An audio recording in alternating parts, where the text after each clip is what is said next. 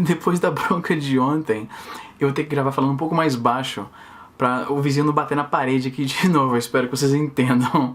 Mas hoje eu queria falar com vocês sobre joguinhos clássicos de DOS.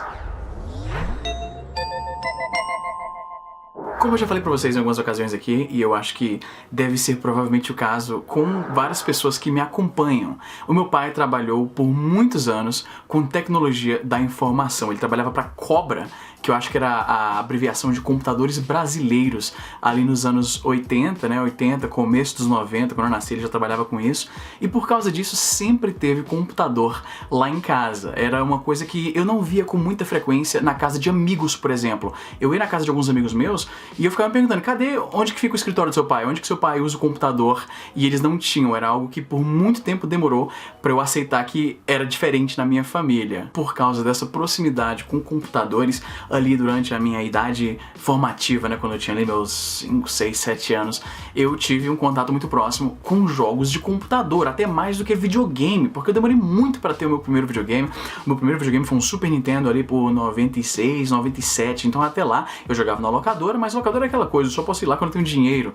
Então o contato mais próximo mesmo, o jogo que eu podia jogar sempre que quisesse, era no computador do meu pai, né, e tinham 5 joguinhos clássicos que eu imagino que você que cresceu também com computadores deve ter jogado, e é possível que você nem lembre o nome desses jogos, mas quando eu jogar a imagem aqui na tela, com certeza você vai lembrar deles. O primeiro deles é um joguinho chamado Alley Cat dos anos 80. Esse jogo foi inteiramente feito, tudo, os gráficos, a programação, a música, por um cara só, um cara chamado Bill Williams, que até morreu já, e ele é basicamente um joguinho de plataforma com vários minigames diferentes. Você interpreta um gatinho, né, um gato que mora na rua, você tem que pular numas latas de lixo e depois pular para uma cerca, então pular no varal e pular para dentro de janelas de um prédio. E cada janela que você entra tem um minigame diferente. Tem um minigame que você tem que pular dentro do aquário e comer os peixes e não ser tocado pelas enguias elétricas que te matam. Tem outro que você tem que pular num queijo gigante e comer os ratinhos que aparecem nos buracos do queijo. Tem outro minigame que tem um quarto cheio de cachorros, você tem que comer a comida dos cachorros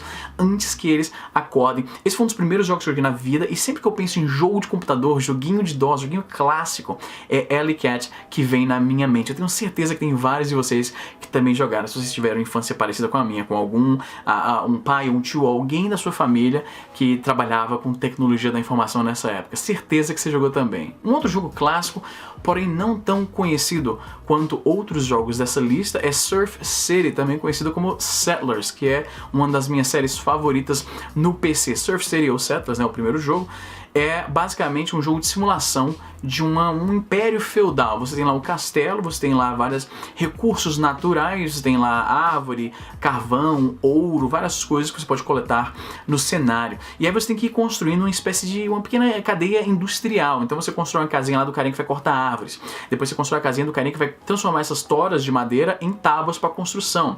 Depois você constrói a casinha do cara que pesca, porque aí a comida que ele pesca, o peixe que ele pesca, serve para comida para os mineiros. E aí, por exemplo, o mineiro de carvão, ele pega esse carvão, leva pro local onde você derrete ouro para transformar em moeda, e essa moeda é usada para pagar os soldados, que os soldados vão conduzir guerras para expandir o seu terreno, o seu território. Era um jogo muito foda, e ele se destacava nos jogos dessa época porque ele permitia que você jogasse multiplayer com alguém no mesmo computador. Era muito raro o jogo de estratégia em tempo real que você pudesse jogar no mesmo computador com uma pessoa, outra pessoa. Então uma pessoa ficava no mouse e a outra ficava no joystick. Meu pai sempre gostou muito de jogos de simulador de voo, então ele tinha um joystick aqueles manche mesmo para controlar o avião nos simuladores de voo, e aí ficava eu e meu irmão. O meu irmão não gostava, ele nunca foi muito fã de jogo de estratégia, mas eu ficava insistindo para ele jogar comigo, para eu ter alguém com quem jogar, né? E a gente ficava lá, né, gerenciando nossa pequena cidade medieval. Era muito da hora, teve várias continuações, teve uma versão que saiu para celulares também. Eu adoro essa série. O Settlers 2 foi o que eu joguei mais, mas o primeiro jogo é clássico. Esse aqui eu tenho certeza que vocês jogaram. Uma versão de demo desse jogo foi distribuída pela clássica revista do CD-ROM, que era Epic Pinball. Foi feito pela Epic Mega Games, que hoje em dia se chama apenas Epic Games, a criadora da Unreal Engine, né, que é usada por vários jogos aí, como por exemplo Fortnite, que é tão popular. Era um jogo de pinball. E eu nunca gostei de pinball fliperama, né? Eu achava meio bobo. Quando eu ia no arcade, eu gostava de jogar o jogo das Tartarugas Ninjas, ou então o Pump It Up, ou então o jogo dos Simpsons, né? Captain Commando, algum jogo clássico desses. máquina de pinball, né, de fliperama nunca foi muito minha praia, mas por algum motivo esse eu gostava, porque tinha uma missão. Eu não sabia que o jogo de fliperama você tem que cumprir uma missão ali. E nesse jogo, a única mesa que você tinha acesso na versão de demonstração era a mesa do Android. E aí, quantos mais pontos você ia acertando, quantos locais você acertava com a bolinha, iam ligando sistemas diferentes até ligar por completo o Android. Eu nunca consegui ligar o Android completamente. Esse jogo tem disponível no Good Old Games, né, o GOG.com, e eu sei que é baratinho. Eu vou comprar pra ver se eu consigo realizar esse desafio de infância que eu não consegui na época, que era ligar o Android do Epic Pinball. The Incredible Machines era um jogo que é um jogo de videogame, o computador nessa época, já era uma coisa bem nerd. E o The Incredible Machines levava a nerdice a um nível superior. Era um jogo de puzzle, basicamente, em que você tinha que projetar armadilhas mais ou menos como as armadilhas que o Kevin McAllister, que era o personagem do Macaulay Culkin na série Esqueceram de Mim, montava, né, na casa para proteger a casa dos bandidos lá, né? Você, basicamente... Ou então como a abertura... Eu tô revelando minha idade, mas que nem a animação na abertura do programa Rá-Tim-Bum, lembra?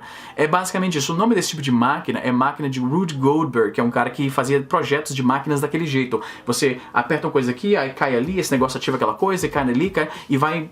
Que nem tem um clipe do OK Go que usa uma máquina Rube Goldberg completa e muito...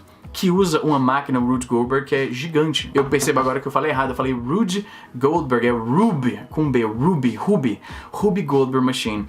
E tem um clipe do OK Go, né, que tem uma máquina gigante, Rube Goldberg, né. Então em The Incredible Machines você tinha que, geralmente como é que funcionava? Você tinha um modo free play, que você pode só ficar montando coisas diferentes com os diferentes elementos que você pode usar para construir uma máquina, mas também tem um modo de campanha, em que tem um puzzle incompleto, uma máquina incompleta, e você tem que usar os elementos que você tem ali para fazer essa máquina funcionar. E eu achava genial, ficava louco explorando esse negócio. E finalmente, um que não podia faltar aqui nessa lista é Lemmings. Eu sou muito fã de Lemmings. Eu até lamento o fato de que essa propriedade é da Sony, porque eu adoraria ver um jogo de Lemmings no Switch, né? Não tem, infelizmente. Lemmings é um jogo difícil de descrever porque ele é um gênero realmente bem específico, mas o mais próximo que você pode comparar ele é com um jogo de estratégia em tempo real.